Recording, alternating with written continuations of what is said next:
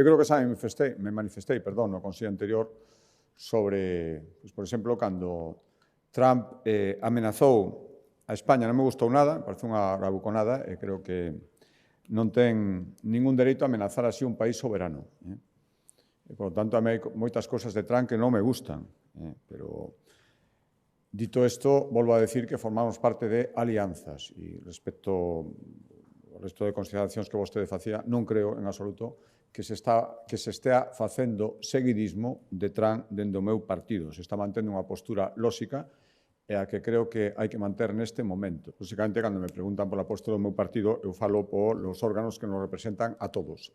E volvo a decirlo, non creo que ese seguidismo se estea producindo en absoluto. Está actuando con responsabilidade e sin incurrir en demagoxias, como creo, sinceramente, que está facendo o presidente do Goberno.